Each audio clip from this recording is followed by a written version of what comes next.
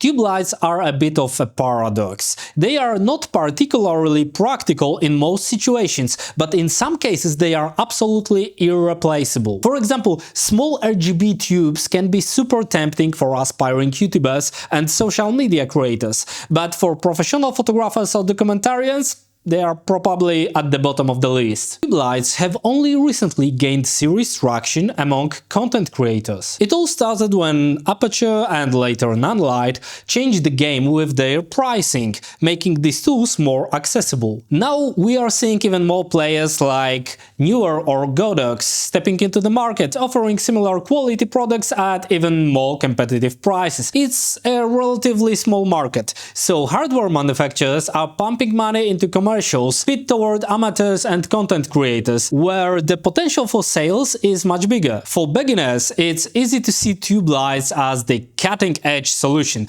the ultimate choice for anyone looking to break into the creative lighting. And while that's not entirely wrong, the real picture only comes into focus with experience and knowledge. Let's take a look at 4 different models of LED tube lights I have here. First up, we've got a small, cheap RGB lamp that's about 30 centimeters long. Honestly, this is more of a pocket light than a true tube light. It's lightweight, super portable, but it's also too small to take full advantage of its shape.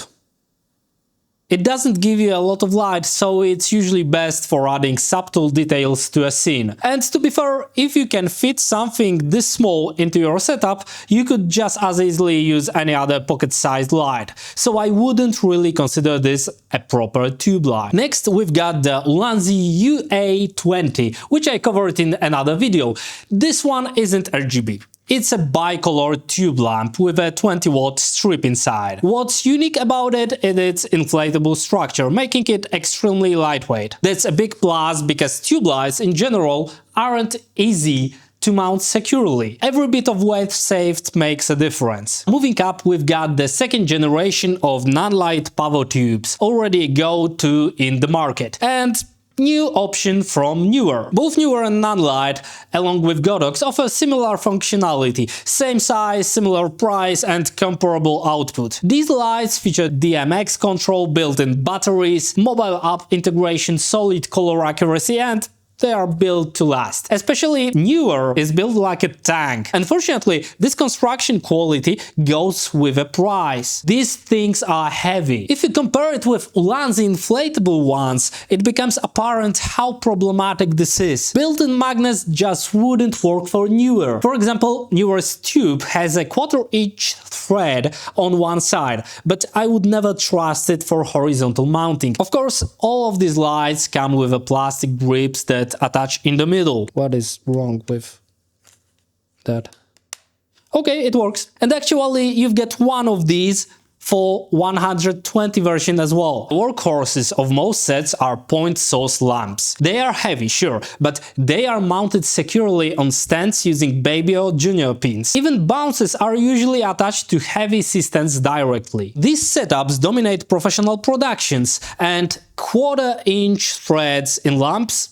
Forget it, they are too fragile for heavy-duty use. If you've got 4 long tube lights, you will need a dozen different clamps, magic arms and other grip hardware just to set up them properly in different scenarios. Some of those accessories will cost as much as the lights themselves. That's why you will often see gaffers resort to good old gaffer tape. It's not elegant, but it gets the job done. Tube lights are marketed as versatile and easy to set up anywhere, but the reality is often different. It's like those foldable LED mats. You will see them advertised as portable and effortless, but they are not easy to install. They are heavy, and most of production companies has custom-made cases to keep them unfolded at all times, because they are hard to assemble and break easily. So if you are planning to use tube lights in dynamic production scenarios, be prepared to spend as much on grip hardware as you do on the lights themselves. And let's not forget the power limitations. These lights typically output 20 to 50 watts of power, but they spread that light over 180 degrees. If you want to focus the beam, you will need flimsy grid-like accessories that not only cost more than a large softbox, but also eat up 90% of the light's output. Realistically, tube lights aren't great as main light sources unless you are shooting in very dark, moody environments, and I say this even though I am using only tube lights in this setup. As you can see, you can do that, but you have to use many of them to make it work. Tube lights are specialty fixtures, and you need to use them accordingly. Battery life is another big limitation. Most tube lights last about an hour at full power. That's fine for short projects, but professional shoots can run for 10 hours straight, so you will either need to keep them plugged in or run them at reduced power, both of which are far from ideal.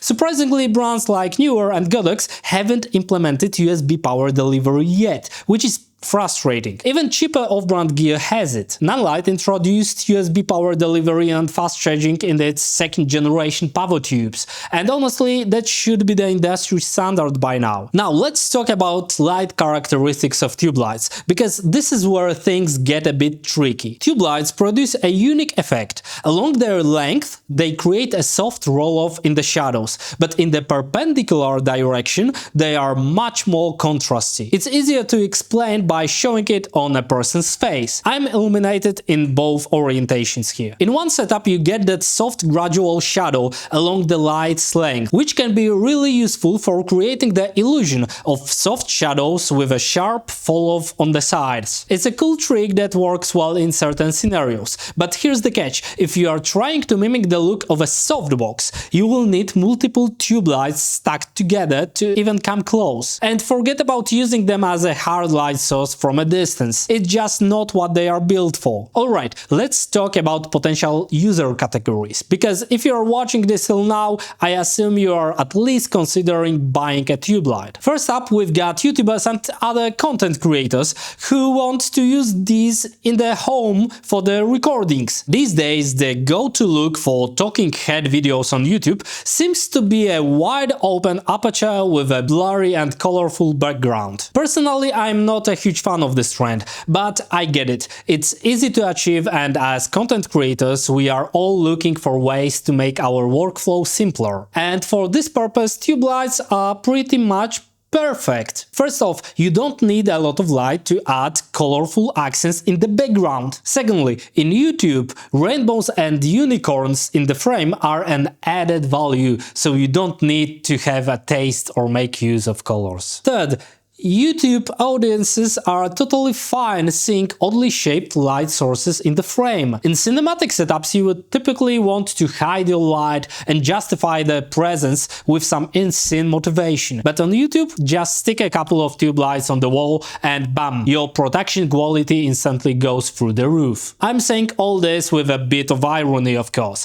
but the core idea of properly illuminating your background in YouTube videos is absolutely worth your time. RGB tube lights are a solid choice for this, especially since you can keep the setup in place long term. The second category of potential buyers are photographers, and I'm going to keep this simple. Don't do it. It's just not worth the money. You will thank me later. You can achieve better results across the board with other lighting gear. Of course, if you specialize in cinematic photography like I do, that's a different story, but for most photographers, tube lights just aren't the right tool for the job. The third category of potential buyers is one-man army tackling commercial jobs. It really depends on the type and size of the job you are taking on, but let's focus on the smaller gigs for now. For interviews, tube lights are decent for adding gradients or highlighting background elements. But honestly, they are often non-essential. Same goes for documentaries. They can work in the background, but they are not the key player. When it comes to commercials, well, that's where things get interesting. It really depends on the setup, but commercials are rarely small-scale productions. And in larger productions, you don't own all the gear, you rent it. So each piece of equipment has a specific purpose, and that's the issue with a lot of semi-professional gear nowadays. The market for tube lights is dominated by amateurs and rental houses, with just a small slice of professionals who bought some gear because they know that it can really pay off. On the other hand, this kind of hardware is becoming quite cheap. Take this newer LED stick, for example. It's priced under $200 and it has one big advantage. It's small when it's packed. If you've ever seen how bulky light cases can get, you know what I'm talking about. If you are working solo or with a small crew and you are trying to fit everything into a compact setup, it's a logistical nightmare. And you will probably need a cargo van. So if you do need a cargo van, you certainly can fit a few of these. And all things considered, you can craft a lot of professional setups with just tube lights, really. And that's the thing with specialized gear. You might think that it fits perfectly only in 5% of potential spots on a set, but you will find at least one spot for it every single time.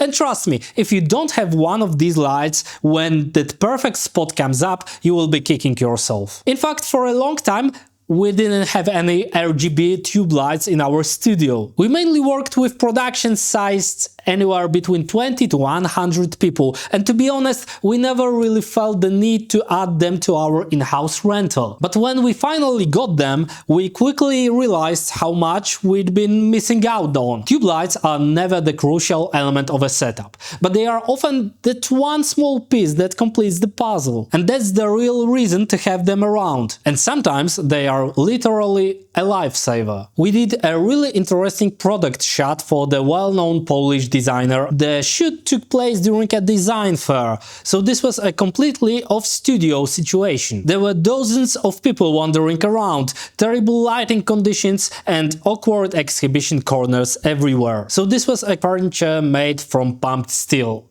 which, as you can imagine, is a nightmare when it comes to reflections. The highlights in these shots were the most important aspect, and thank goodness we had the tube lights on set. They were working non-stop, providing sleek, linear reflections.